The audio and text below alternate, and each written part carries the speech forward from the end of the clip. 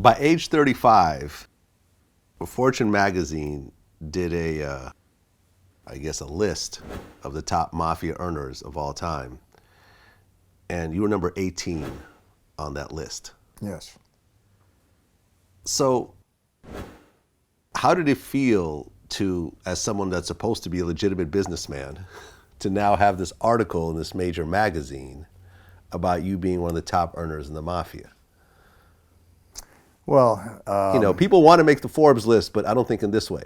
no, that was, it came out in '86 and it was a huge job. It was the 50 biggest and wealthiest mob bosses in the country. Yeah.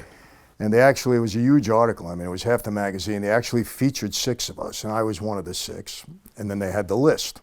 Featured as an interviewed? No, they featured 6 Okay. people in that article. Got it. 6 guys that were on the Right, list. I And was going to one of the say, 6. yeah. I was actually the youngest guy on the list. Yeah. And I was 5 behind Gotti at the time. He was 13. He hadn't been made boss yet.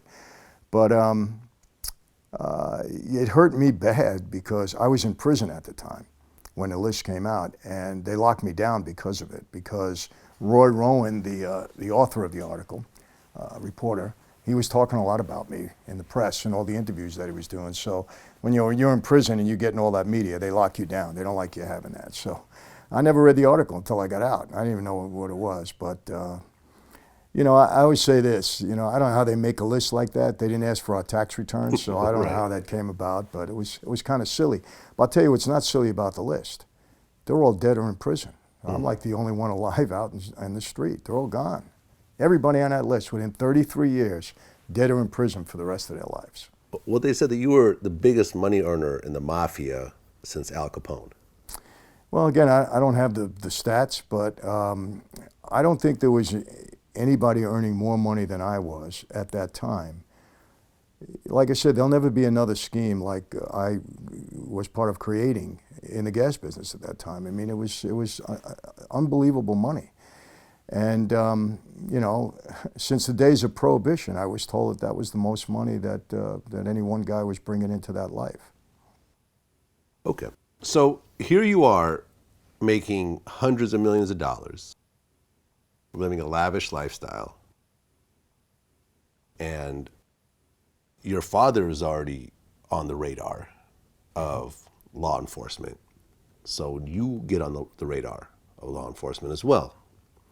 So at what point did you realize, okay, things are starting to close in on me in terms of the law? Well, my first, after I had 3 state indictments, I had a number of arrests. They were arresting me a lot, but I had 3 state indictments.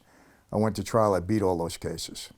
All grand larceny and extortion and all that kind of stuff. Beat them all.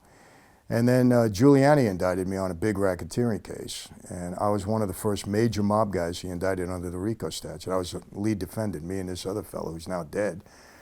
And I knew that was serious. I knew that they convict me on that, I'm going away for a long time. Okay, and RICO, even though it was already on the books, it wasn't really used until your time.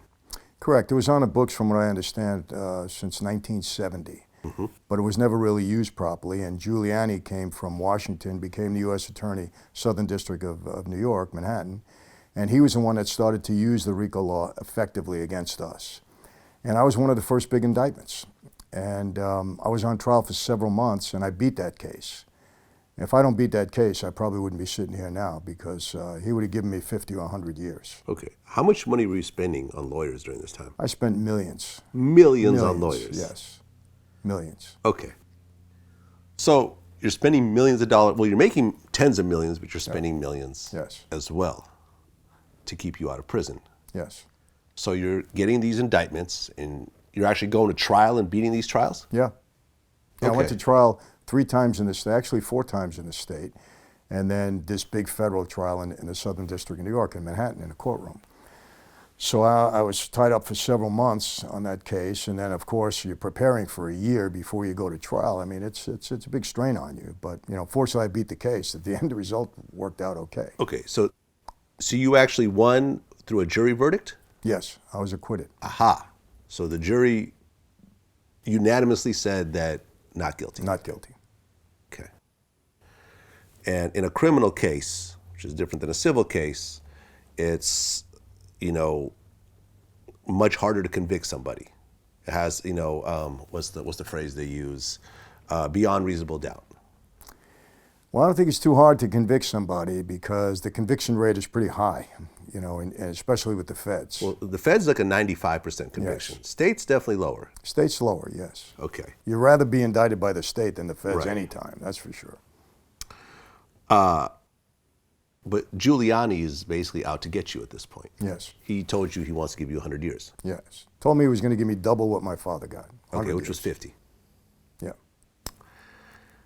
Were there any rumors of jury tampering or anything of that sort during any of your cases? No, never heard that. Never heard that? No. Okay. Well, regardless, you won. Hey, listen, I have 15 co-defendants, and the jury was out 7 or 8 days. We polled the jury afterwards, and the jury told us, the jury foreman said that they acquitted me in the first hour of the first day. And that was a bad case. I mean, they should never indicted me on it, but they gave me all the headaches and went for all that money. But they shouldn't have indicted me.